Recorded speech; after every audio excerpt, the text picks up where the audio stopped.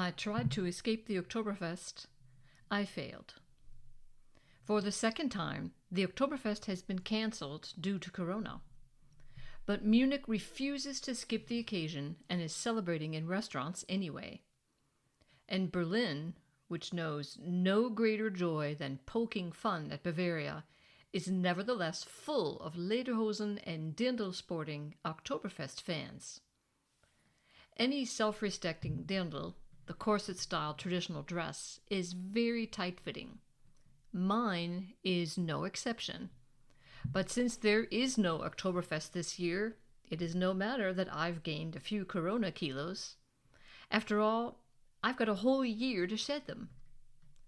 Lucky for me, I was already in Berlin when we were invited to an Oktoberfest celebration in the capital Hilton there. Oh yes, everyone wears Tracht, our hostess informs us proudly, which means a dirndl for women and lederhosen for men. Whew! Luckily, my dirndl was at home, safely tucked away in my wardrobe. No danger of having to try to wedge my pandemic paunch into it. The mere thought of it made me instinctively suck in my stomach. But just as quickly, I relaxed and exhaled. Again, I've got an entire year. Sure enough, we arrived to discover that we are the only Bavarians present. I'm an honorary Bavarian, thank you. We're also the only ones not wearing Tracht. We proceed to dine in a most non-Oktoberfesty way. For the real deal, giant wooden platters of spicy cheese spread, red radishes, raw red onions, cold cuts, and sausages are brought by strapping gruff waitresses and placed onto overturned liter-sized beer steins in the middle of a long wooden dining table. This is served with pretzels so big they could double as frisbees. Here in Berlin, delicate versions of these appetizers are served on fine china by an overly polite waiter. What fun is that? In Munich, they make a big show on opening day of tapping the first keg. The mayor, decked out appropriately, of course, wields a special wooden hammer for this purpose. Sweating under TV camera lights as all of Munich watches, he ceremoniously whacks the peg 3 times and proclaims, "Ozapft is," meaning, "It's been tapped," a phrase that pretty much loses all of its Bavarian charm in the translation. If the mayor needs more than 3 strikes of the hammer to tap the keg, it's scandalous. I'd love to know how many hours he spends practicing during the weeks beforehand. His basement is surely filled with empty kegs peppered with holes. This is the official launch of the event. Only when the mayor has tapped this first keg do things get rolling. Watching the mayor wielding a wooden hammer in his lederhosen and muslin shirt, I want to believe that this dates back to a medieval tradition.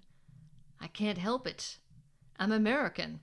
I come from a place where century homes are festooned with specially made wooden plaques indicating the year they were built, carefully written in calligraphy to make sure you understand that this building is old, damn it.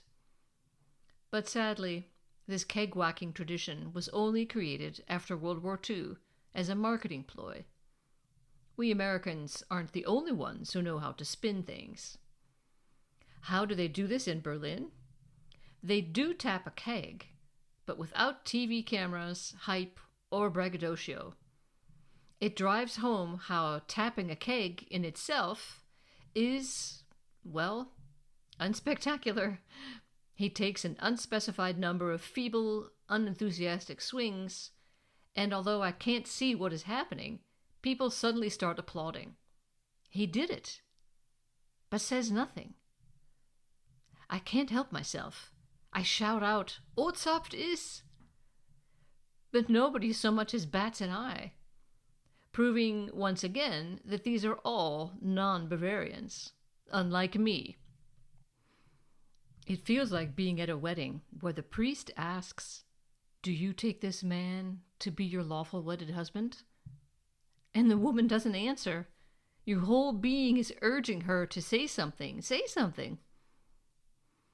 We're then served beer, although it comes in small mugs, the kind they use in Bavaria to serve things like chocolate milk. But no matter. It's all a great excuse to get dressed up and have a party. Non-Christians celebrate Christmas, after all, and who among us knows the origins of Halloween? People just want to get dressed up, eat, and have a good time together. Count me in.